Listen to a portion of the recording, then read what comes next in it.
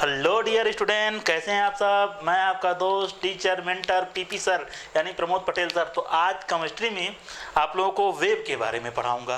Wave क्या होता है दोस्तों, बच्चों वेव क्या होता है।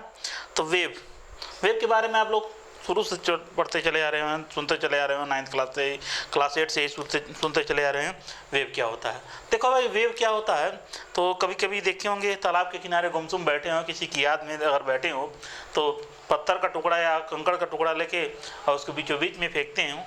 तो धीरे धीरे देखिए, जब फेंकेंगे तो धीरे धीरे लहरें जो उठती हैं, लहरें सर्कुलर पाथ में ऐसे ऐसे उठ के लास्ट में चली जाती हैं। या छोटे बच्चे भी बड़ा टुकड़ा लेके फेंकते हैं, बड़ा मज़ा आता है। शांत जल में, शांत नदी में नहीं, पोखरे के तालाब के शांत जल में फेंकेंगे तो उसको इस तरह बिच्छोब कहते हैं। उसको बिच्छोब जो है आगे बढ़ता हुआ दिखाई देता है, उसको हम वेव कर सकते हैं।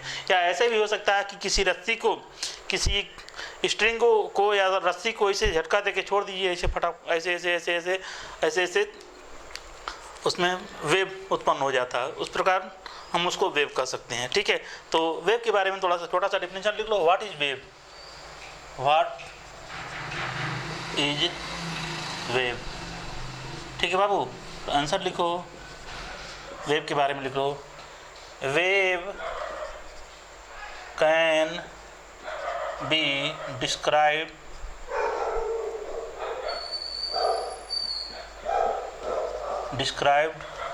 as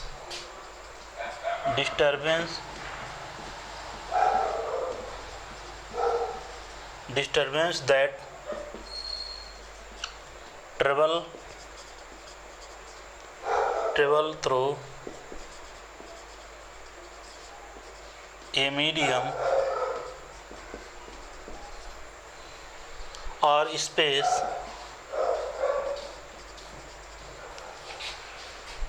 transporting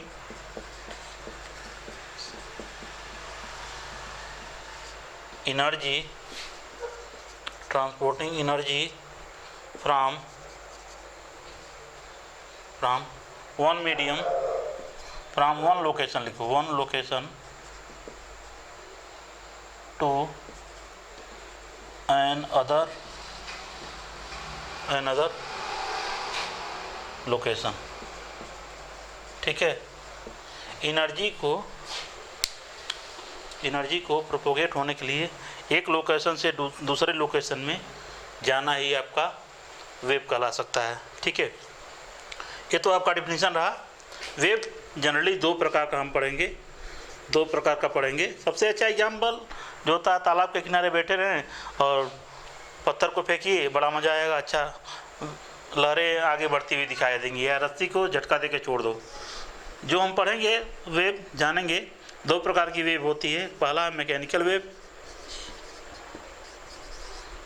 वेव और दूसरा है बाबू non mechanical wave.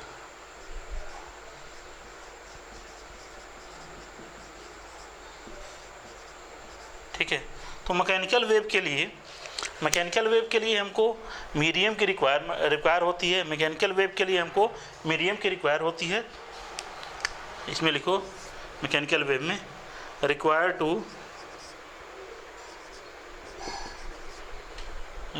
To propagate medium. ठीक है, इसको प्रोपोगेट होने के लिए किसी मीडियम की रिक्वायर होती है। इसका एग्जाम्पल लिख लो, साउंड वेव लिख लो बाबू, साउंड वेव। ठीक है, दूसरा एग्जाम्पल इसका ले लो, ripple in water,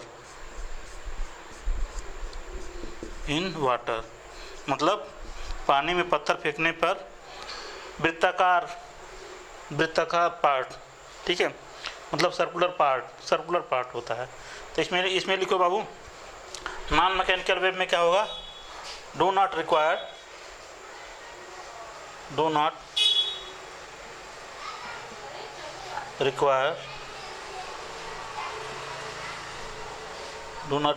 to propagate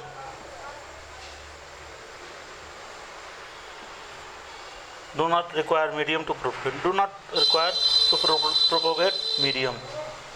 ठीक है, किसी मीडियम के लिए इसमें कोई रिक्वायर्ड नहीं होती है, प्रोपोगेट होने के लिए कोई मीडियम की रिक्वायरमेंट नहीं होती है। फॉर एग्जांपल इसका लिख लो बाबू, एक्सरे ले लो, gamma ray, X-ray, gamma ray, ultraviolet ray, ETC ले लो। ठीक, इसके बारे में बढ़िया से हम डिस्कस करेंगे। ठीक है, अब आप लोग इसको नोट करें। हाँ, इसके बारे में देखो, नॉन मैकेनिकल वेव जो होती है, नॉन मैकेनिकल वेव एक दूसरे के परपेंडिकुलर होती हैं। अभी हम इसको ग्राफ के द्वारा बढ़िया समझा रहे हैं। नॉन मैकेनिकल वेव एक दूसरे से परपेंडिकुलर होती हैं। चलिए मैं यही बता दे रहा हूँ, नॉन मैकेनिकल, इसको यहाँ समझा दे रहा हूँ। नॉन मैकेनिकल वेव, इसको नोट कर लिए होंगे आप लोग। चलिए,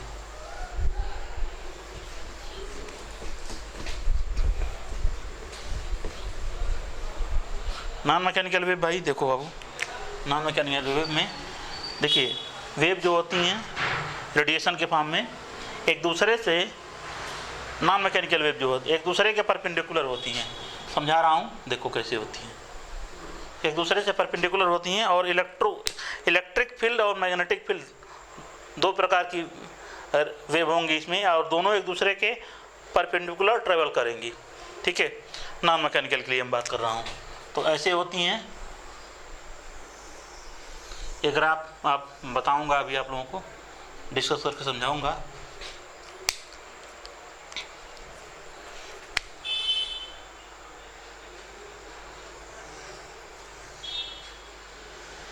ऐसे कुछ होता है इसका ग्राफ। ठीक,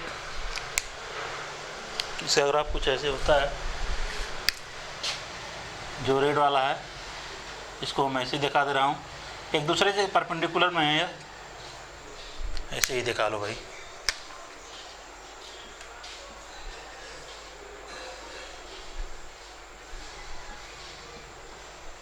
रेड वाला पार्ट है,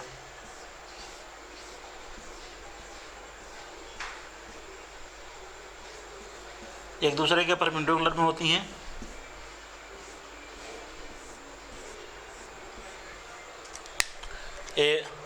और ये आपका इलेक्ट्रिक फील्ड है, मान लो इसको इलेक्ट्रिक फील्ड लाइन है।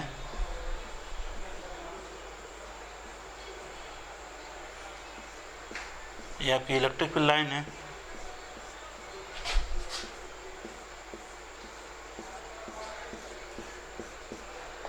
मेरे साथ आप लोग डायग्राम बनाएंगे। ठीक, अब देखिए, लग रहा है कि एक दूसरे के परपेंडिकुलर में है। ये लाइन एक दूसरे के परपेंडिकुलर में है। इसको अगर मान लीजिए हम इलेक्ट्रिक फील्ड मानते हैं, electric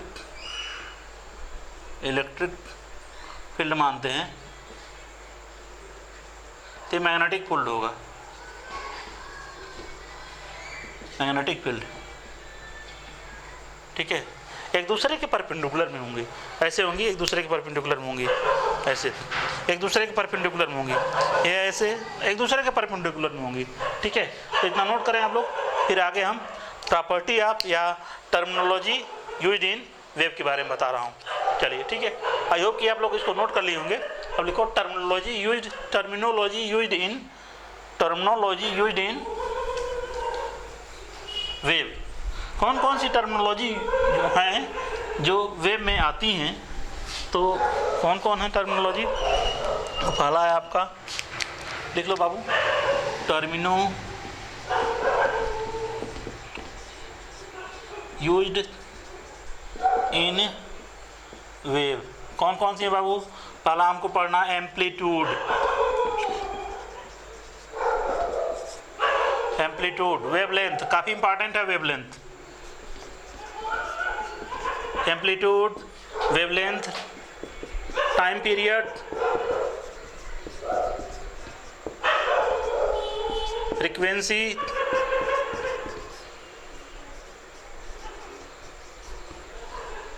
amplitude, wavelength, time period, frequency,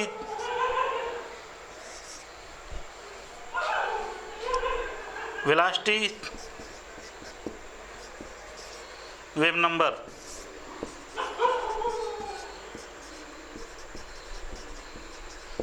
ठीक है, इतना टर्मिनोलॉजी है वेव के बारे में, इतनी टर्मिनोलॉजी है।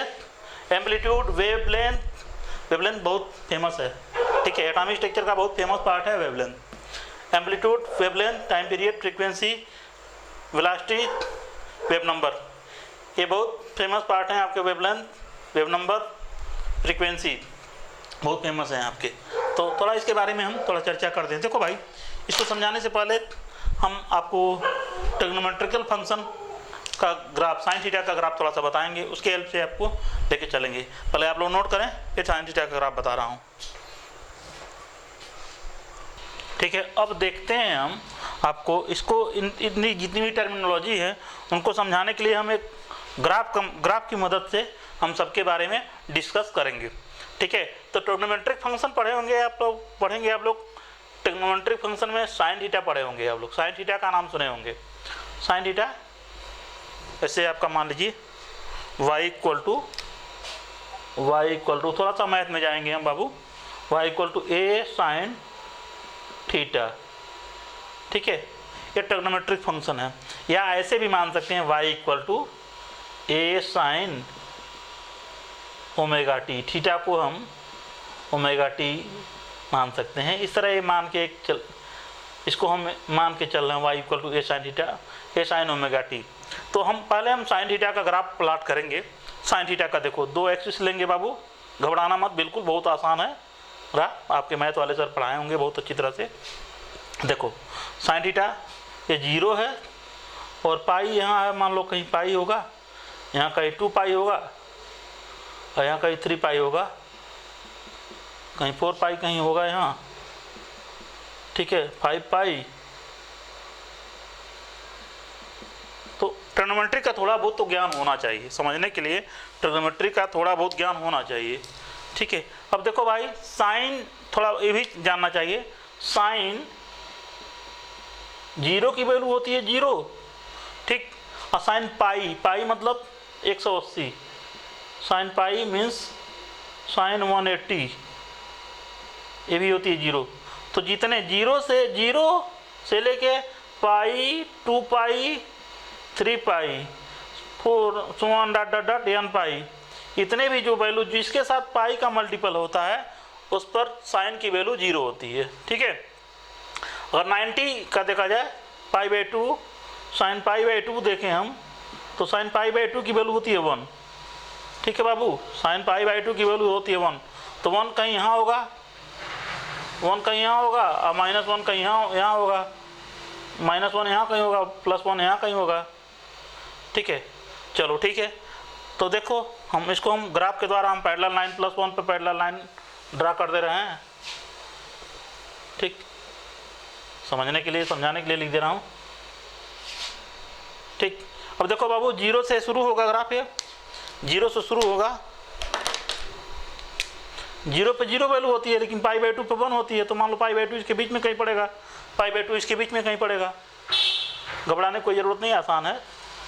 यहाँ से ऐसे जाएगा, पाइप जहाँ वैल्यू 0 होती है उस पर ग्राफ टच करेगा, फिर -3 π/2 यहाँ कहीं होगा, उस पर वैल्यू 0 हो जाएगी। ऐसे जहाँ भी 2 पाई 3 पाई है वो 0 फंक्शन वहाँ जाकर ग्राफ जाके वहाँ टच करेगा, ठीक है। इस 5 पाई को यहाँ बना दो, ठीक है। ऐसे ग्राफ आपका है, ये साइन थीटा का ग्राफ है, ठीक है।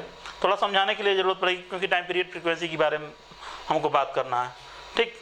तो आपका साइन थीटा का ग्राफ या साइन ओमेगा टी का ग्राफ एक ही तरह से होता है, इस तरह होता है, ठीक है। अभी इसी ग्राफ के मदद से आपको सब समझा देंगे, कोई दिक्कत नहीं आएगी, बहुत आसान है। इसी ग्राफ के अनुसार सब कुछ जितना टर्मिनोलॉजी है सब आ जाएगा। ये ग्राफ समझ में आया है, ठीक है। ज़्यादा कुछ नहीं बताऊंगा, डोमेन रेंज नहीं बताऊंगा, सब जानने वो सब नहीं बताऊंगा, मैं केमिस्ट्री पढ़ा रहा हूँ। चलो बाबू ठीक है, तो आगे हम बढ़ते हैं, लिखो। अब देखो वे एम्पलीट्यूड क्या होता है, एम्पलीट्यूड। तो देखो एम्पलीट्यूड पहले समझ लो, एम्पलीट्यूड क्या होता है। एम्पलीट्यूड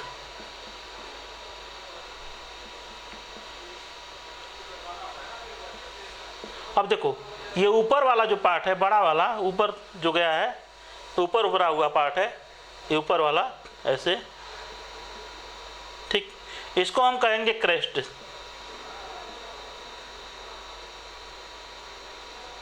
क्रेस्ट, ठीक है। और जो नीचे डिप्ट वाला पार्ट है, डिप्ट वाला नीचे वाला, ये डिप्ट वाला,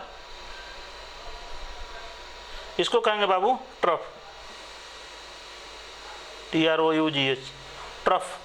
द क्रेस्ट और ट्रफ, तो जो जितनी इसकी ऊंचाई होती है, हाइट होती है, तो हाइट ऑफ क्रेस्ट और depth of trough is known as amplitude. तो डिफिनेशन लिख लो, हाइट ऑफ क्रेस्ट, देखो इसमें जितनी ऊंचाई होती है या क्रेस्ट की जितनी ऊंचाई होती है या ट्रफ की जितनी गहराई होती है, उसको हम क्या कहते हैं, एम्पलीट्यूड कहते हैं। तो ध्यान से देख लेना बाबू, लिखो हाइट ऑफ क्रेस्ट और depth of trough in A wave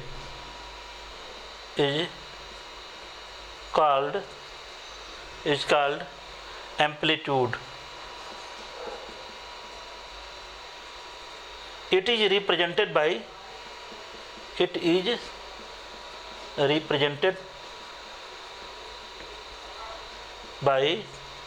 small a और कैपिटल ए से भी लिख सकते हैं। जनरली हम इसको कैसे लिखेंगे, हम इसको इक्वेशन के फॉर्म में अगर लिखना हो, वेव को अगर हम इक्वेशन के फॉर्म में लिखना चाहें तो y equal to a sine omega t से लिखेंगे।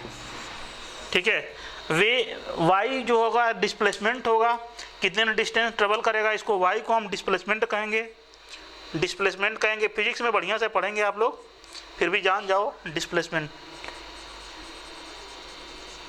ए आपका बाबू क्या है, एम्पलीट्यूड है, ए एम्पलीट्यूड है, यह ए एम्पलीट्यूड कहलाएगा। ठीक है, ये एंगुलर वेलोसिटी कहलाएगी। ठीक, और टी टाइम पीरियड कहलाएगा, और साइन थीटा जो है ट्रिग्नोमेट्रिक फंक्शन होता है जो कि इसमें यूज होगा। ठीक है, आई होप कि समझ में आया होगा। ठीक है, नोट करें आप लोग, फिर आगे बढ़ते हैं। अब चलिए नोट कर लिए होंगे आप लोग। अब अगला टर्मिनोलॉजी है, काफ़ी इंपॉर्टेंट टर्मिनोलॉजी, जिसमें केमिस्ट्री में उसी से खेलेंगे हम। तो वो है आपका क्या है, वेवलेंथ है। क्या है, वेवलेंथ। समझ में आ गया होगा, यह ग्राफ समझ में आया है ना।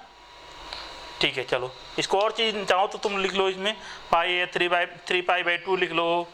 ठीक है, 5π/2 लिख लो, 7π/2 लिख लो, हाँ पाई 3π 7π/2। ठीक है, इस तरह होगा। समझ सकते हो तुम लोग, ग्राफ समझ में आ गया होगा। आगे पढ़ते हैं, वेवलेंथ लिखो बाबू, वेवलेंथ।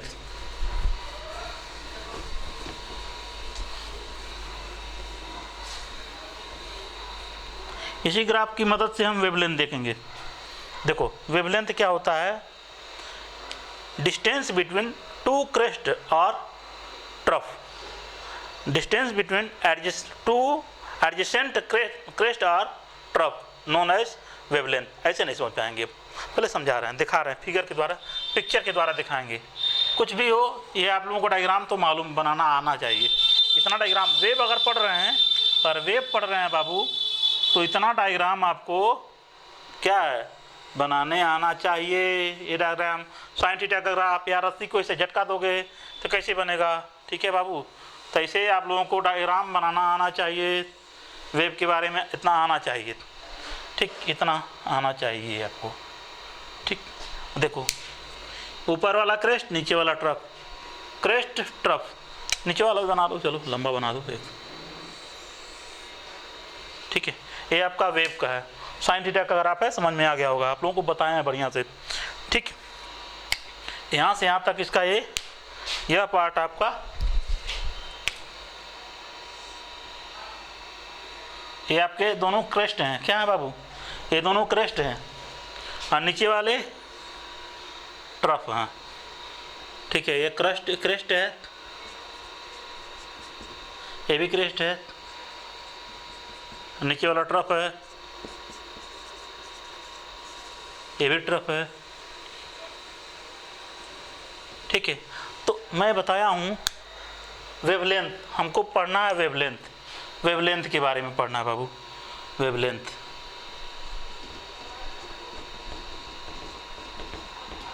ठीक है, तो देखो मैं बताया हूँ, it is defined as the distance between two adjacent crest और ट्रफ नोन एज क्या, वेवलेंथ। एडजेसेंट क्रेस्ट क्या है, यह और यह, या ऐसे कह सकते हैं दो क्रेस्ट के बीच की दूरी जो होती है क्या कहलाती है, वेवलेंथ कहलाती है। तो ये दो क्रेस्ट हैं, इसके बीच की दूरी क्या कहलाएगा बाबू, वेवलेंथ। इसको हम लैम्डा, ग्रीक वर्ड होता है लैम्डा, लैम्डा से डिनोट करते हैं। या तो यह हो सकता है, नहीं तो नीचे वाला हो सकता है। क्या बाबू समझ में आ गया होगा, ये भी हो सकता है। ठीक है, तो डिफिनीशन बना के लिख लो। ठीक है, लिखो it is defined as the, लिख लो it is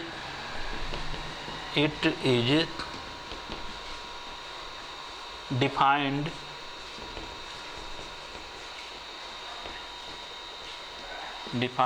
as the distance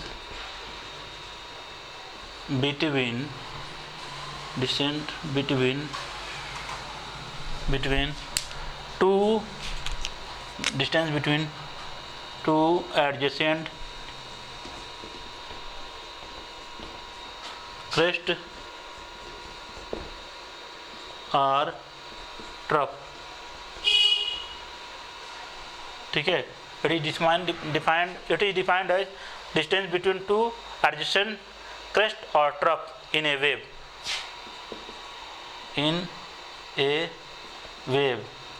is known as wavelength। ठीक है, ठीक, wavelength it is represented by, लिखो represented by Greek word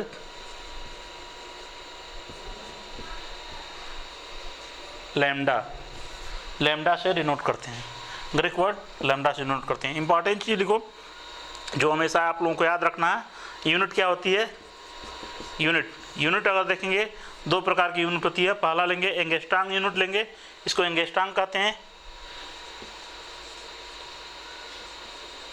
angstrom कह सकते हैं। अब एक एंगस्ट्रॉम इक्वल टू होता है 10⁻⁻10 मीटर। छोटे यूनिट हिमालय यूनिट लेते हैं, दूसरे यूनिट ले सकते हैं नैनोमीटर यानी हम एक नैनोमीटर इक्वल टू होता है, 1 नैनोमीटर इक्वल टू 10⁻⁹ मीटर। ठीक है, अब सोच लो कि इसको कैसे मेजर करते हैं, एंगस्ट्रॉम में मेजर करते हैं, नैनोमीटर में मेजर करते हैं। मतलब सोच लो कितनी कम, 10⁻⁻10 मतलब 0.000000010 बार, मतलब इतना छोटा। ठीक है, सब क्वांटम पार्टिकल हैं। नैनोमीटर मतलब 10⁻⁹ मतलब 0.0009 टाइम 0। ये बहुत स्मॉलेस्ट यूनिट होती है, केमिस्ट्री में इसका बहुत यूज आएगा। ठीक है, तो आपको समझ में आ गया होगा क्या होता है वेवलेंथ, क्या होता है, समझ में आ गया होगा। ठीक, अब देखो वेवलेंथ को हम मेजर करते हैं विजुअल रीजन में। ठीक है, विजुअल रीजन में जो हम मेजर करेंगे, विजुअल रीजन में जो इसका स्पेक्ट्रम आएगा 4000 नैनोमीटर से लेके 7000 नैनोमीटर के आसपास आएगा। बताऊंगा इसको, हम बढ़िया से आप लोगों को समझाऊंगा। ठीक है, ठीक, तो वेवलेंथ के बारे में हमको पढ़ना है। ठीक है, इतना नोट करो, बताते हैं अगला हम प्रॉपर्टी क्या है। ठीक है, तो नोट कर लिए होंगे आप लोग। अच्छा, एक चीज़ और जान जाओ, बहुत यूज जो हमेशा जो वेवलेंथ का हमेशा यूज करते हैं, जो हमेशा नाम आता है, जान जाओ। अभी बता रहे थे हम, जो वेवलेंथ का ऑर्डर है, वेवलेंथ विजुअल रीजन में, इसको नोट कहीं और लिख लो, कहीं कॉपी में, क्योंकि बड़ा फेमस चीज़ बता रहा हूँ। एक विजुअल रीजन में हमको स्पेक्ट्रम मिलता है, विजुअल रीजन में स्पेक्ट्रम मिलता है, विजुअल रीजन में हमको स्पेक्ट्रम मिलता है। ठीक है, स्पेक्ट्रम 7 कलर का होता है। ठीक है, तो इसमें जो वेवलेंथ का आर्डर है बाबू, वेवलेंथ का आर्डर 4000 एंगस्ट्रॉम से 7500 एंगस्ट्रॉम के बीच पाया जाता है।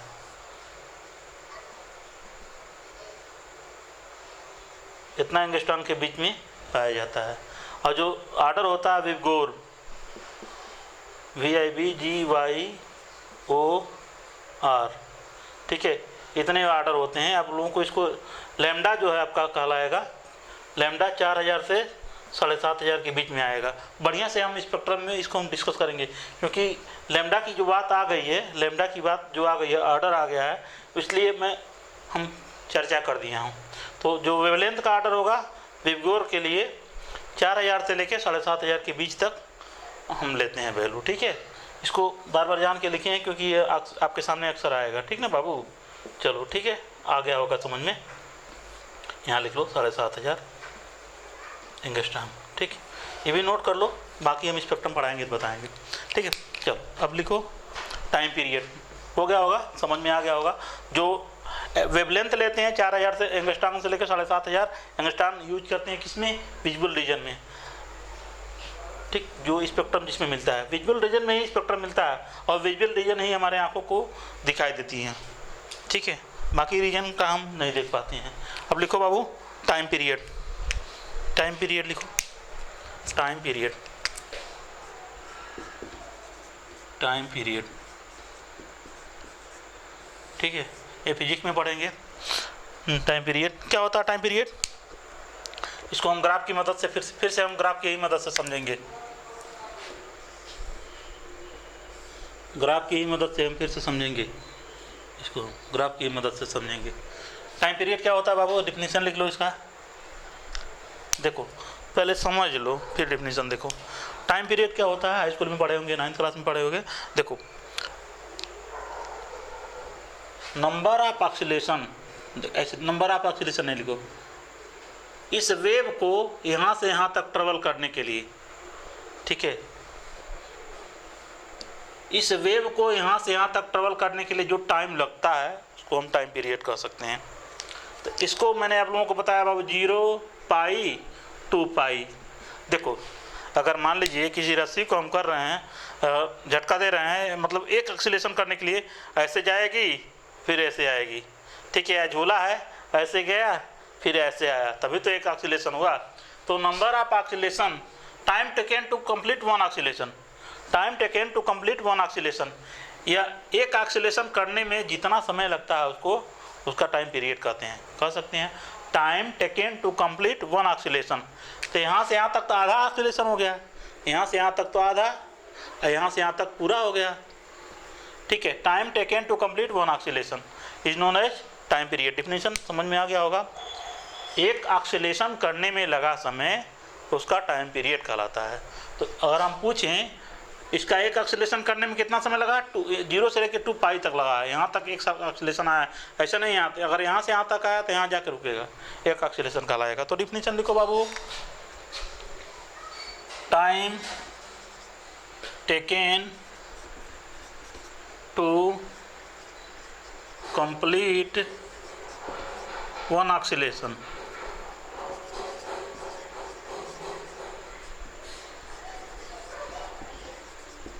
एक ऑक्सीलेशन करने में लगा समय टाइम पीरियड कहलाता है। एक ऑक्सीलेशन हिंदी में कह सकते हैं एक दोलन करने में लगा समय, उसका टाइम पीरियड कहलाता है। मतलब इसको हिंदी में कहते हैं आवर्तकाल भी कह सकते हैं, आवर्तकाल, आवर्तकाल, ठीक है। तो यहाँ से यहाँ तक एक दोलन करने में लगा समय, time taken to complete one oscillation, एक ऑक्सीलेशन करने में लगा समय क्या कहलाएगा, टाइम पीरियड कहलाएगा। अब देखिए, अब इसको समझाने के लिए फार्मूला बता रहा हूँ, फार्मूला कैसे इसको समझेंगे, ठीक है। आप लोग पढ़े होंगे समय equal to T equal to time equal to distance upon time. देखो time equal to distance upon velocity या स्पीड, समय बराबर दूरी बटे चाल होता है, T equal to distance upon velocity मान लो, ऐसे देख सकते हैं। तो इसको हम टी लिख सकते हैं, और डिस्टेंस को हम किसी सर्किल में अगर देखेंगे, किसी सर्किल के लिए देखेंगे, किसी सर्किल के लिए, तो यहाँ से यहाँ तक पूरा, इसको पूरा चक्कर घूमने के लिए जो डिस्टेंस होगा वो सरकमफियरेंस होता है, तो 2 पाई आर होता है, 2 पाई आर अपॉन जो वेलोसिटी होगी वो, तो 2 पाई आर बाई वी होता है। पढ़े होगे, समय बराबर दूरी बटे चाल, distance upon velocity, distance upon speed होता है। पढ़े होगे तुम लोग। तो टाइम पीरियड को हम ऐसे भी नोट करते हैं। या हम ये सर्किल के लिए, अगर हम इसके पार्ट के लिए कहेंगे, इस पार्ट के लिए टाइम पीरियड निकालेंगे हम, इस पार्ट के लिए, इस ग्राफ के पार्ट के लिए, तो हम जानते हैं कि y इक्वल टू यह जो है ए साइन थीटा या ओमेगा टी, y बराबर ए साइन ओमेगा टी का ग्राफ है। ओमेगा आपका एंगुलर वेलोसिटी होगी, y equal to a sine theta का ग्राफ मैं प्लॉट किया हूँ। देखो बाबू, मैं बता रहा हूँ, अगर मैं पूछूँ आप लोगों से साइन थीटा पीरियाडिक फंक्शन है, यह जो फंक्शन है पीरियाडिक फंक्शन है, या और ये फंक्शन कंटिन्यूअस भी होगा, डिफरेंशिएबल होगा, मैथ वाले सर आपको बताएंगे, कहीं ब्रेक नहीं हुआ है, कंटिन्यूअस होगा। अब देखो बाबू, y equal to a sine omega t, हमको बताना है इसका टाइम पीरियड। पीरियाडिक फंक्शन तो है ही। देखो यहाँ से यहाँ तक गया और यहाँ तक कंप्लीट ऑक्सीलेशन पूरा कर लिया, तो जो इसका टाइम पीरियड साइन थीटा के टर्म में अगर हम इसका टाइम पीरियड निकालें सर्किल के लिए, या सर्किल के लिए कर रहे हैं, सर्किल के लिए या सर्किल के लिए ये कहूँ तो 2πr/v होता है सर्कुलर पाथ के लिए। और यह ट्रिग्नोमेट्रिक फंक्शन के लिए अगर टाइम पीरियड पूछें, टाइम पीरियड, तो इसके लिए क्या होगा? देखो बाबू, यहाँ से यहाँ तक डिस्टेंस का हुआ है, क्या हुआ? यहाँ से यहाँ तक जो डिस्टेंस है आपका 2π हुआ, ठीक है। तो डिस्टेंस 2π, और जो इसमें वेलोसिटी होगी साइन, इस ट्रिग्नोमेट्रिक फंक्शन में जो वेलोसिटी होगी या स्पीड होगा ओमेगा होगा। तो t इक्वल टू 2π/ओमेगा। आई होप कि आपको समझ में अच्छी तरह से समझ में आया होगा टाइम पीरियड का, ठीक है।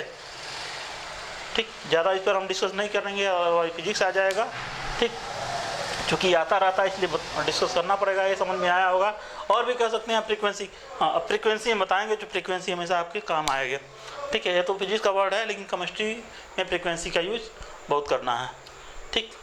चलो इसको नोट करो, अब लिखो फ्रीक्वेंसी। चलो फ्रीक्वेंसी बताता हूँ, नोट कर लियोगे।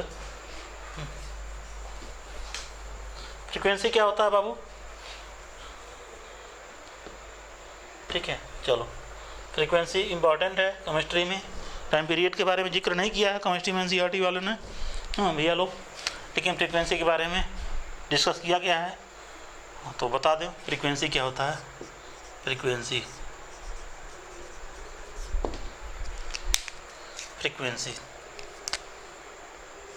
टाइम पीरियड को हम कैपिटल टी से लिखते हैं, और फ्रीक्वेंसी अलग अलग बुक में अलग अलग तरह से दिया हुआ है। किसी प्रदीप वाली बुक में एफ से डिनोट किया गया है, कुमार मित्तल में एन से डिनोट किया गया है, और न्यू जो मॉडर्न फिजिक्स में हम यूज करेंगे, जो हमेशा पढ़ेंगे, उसको हम न्यू से डिनोट करते हैं।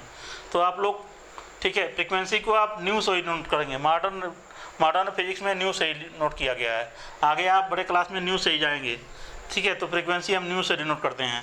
देखो फ्रीक्वेंसी क्या होता है, इसमें क्या हो रहा था, एक ऑक्सीलेशन करने में लगा समय कहलाता है, ठीक है। और फ्रीक्वेंसी क्या होता है, फ्रीक्वेंसी क्या होता है, number of oscillation in 1 second.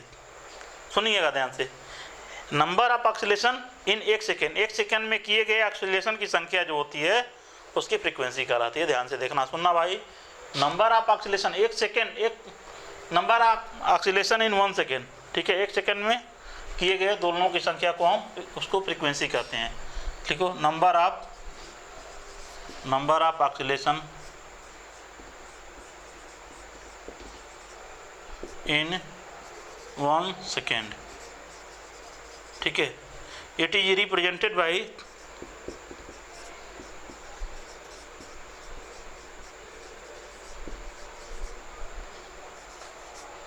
New बनाइएगा, इसको न्यू से नोट करते हैं, इसको न्यू कहते हैं, न्यू, ठीक है। न्यू ऐसे न्यू लिखेंगे, हिंदी वाला न्यू वाला, वो न्यू ईयर वाला, न्यू से नोट करते हैं। वी बना के, वी बनाइएगा, ऐसे वी बनाइएगा, इसकी पूँछ ऐसे लंबा कर दीजिएगा, बनाने का वी बनाइए, इसकी पूँछ ऐसे लंबा कर दीजिए, समझ में आ जाएगा न्यू, ठीक है। इसको न्यू से नोट करते हैं। और ऐसे मैथमेटिकली अगर समझा जाए तो, मैथमेटिकली अगर हम समझेंगे तो रेसिप्रोकल आप लिख लेना कहीं साइड में लिख लो, reciprocal of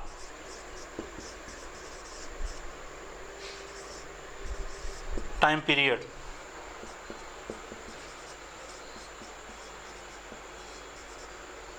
is known as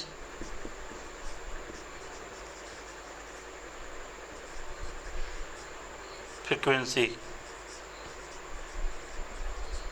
ठीक है, तो फ्रीक्वेंसी को हम ऐसे न्यू से लिख के 1/t लिख सकते हैं। ठीक है बाबू, लिख लो इसको, समझ में आ गया होगा। ठीक है, अच्छा यूनिट लिखते हैं, इसका यूनिट क्या होता है, यहाँ लिख लो unit, unit of frequency, frequency nu. तो देखो 1/, टाइम की यूनिट होती है सेकेंड, तो 1/सेकेंड मतलब सेकेंड इनवर्स होता है, सेकेंड इनवर्स, सेकेंड इनवर्स। ठीक है, तो यूनिट क्या क्या हो सकता है बाबू इसका, unit of frequency,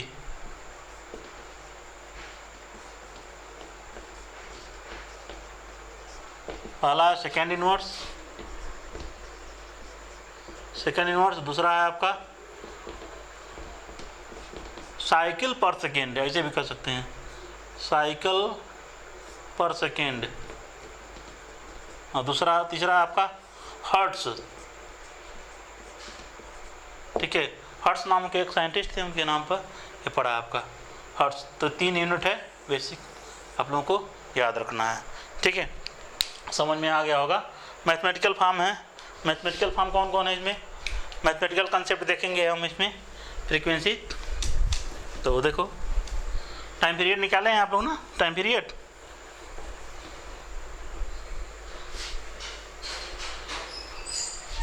time period निकाले हैं आप लोग। देखो न्यू इक्वल टू 1/t पढ़े हो, न्यू इक्वल टू 1/t पढ़े हैं ना। अब देखो न्यू इक्वल टू, अगर हम सर्कुलर पाथ के लिए अगर हम देखें तो उलट जाता है, v/2πr होता है, v/2πr हो जाएगा। ठीक है, ट्रिग्नोमेट्रिक फंक्शन के लिए अगर हम देखें, ट्रिग्नोमेट्रिक फंक्शन, ये सर्कुलर पाथ के लिए समझ जाना, और ट्रिग्नोमेट्रिक फंक्शन के लिए फ्रीक्वेंसी आप उल्टा हो जाएगा, न्यू इक्वल टू क्या होगा यार, टी इक्वल टू होता है 2π/ω, या न्यू इक्वल टू हो जाएगा ω/2π। ये सब फिजिक्स में, ये सब आगे आएगा, फिजिक्स में भी आएगा, ये आगे भी आएगा, उलट दिए हैं, समझ में आ गया होगा। या ठीक है, यहाँ से ओमेगा इक्वल टू हो जाएगा, नहीं आ रहा, तो फिजिक्स आ जाए, ज़्यादा कुछ हो जाएगा, इतना करो। ठीक है, देख लो ओमेगा इक्वल टू 2π न्यू, ये भी रिलेशन है आपका, आगे पढ़ना है। चलो ठीक है, समझ में आ गया होगा बाबू। ठीक, आगे पढ़ते हैं बाबू, फ्रीक्वेंसी से रिलेटेड सब कुछ मैंने बता दिया है। अब आगे पढ़ते हैं, क्या है आगे, अगला क्या है यार, टाइम पीरियड, फ्रीक्वेंसी, वेवलेंथ। ठीक, वेव नंबर है। ठीक है, वेव नंबर लिखो। चलो ठीक है, पढ़ते हैं वेव नंबर। क्या है wave number, wave number chemistry में इसका भी बहुत यूज आएगा, लाइमन बाउंड पार्सन ब्रैकेट पूर्ण सीरीज पढ़ने के लिए, हाइड्रोजन का स्पेक्ट्रम पढ़ने के लिए इसका हम यूज करेंगे 1/λ वेव नंबर। लिखो, देखो रेसिप्रोकल ऑफ वेवलेंथ, वेवलेंथ का रेसिप्रोकल कहलाएगा आपका wave number. It is represented by nu bar. लिख लो reciprocal of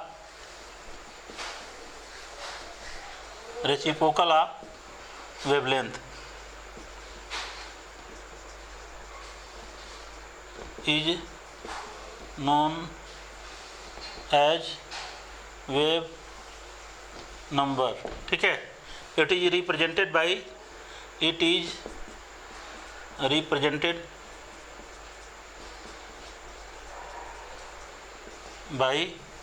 new bar. Nu bar से नोट करते हैं, न्यू बार इक्वल टू 1/λ। लिख लो बाबू 1/λ।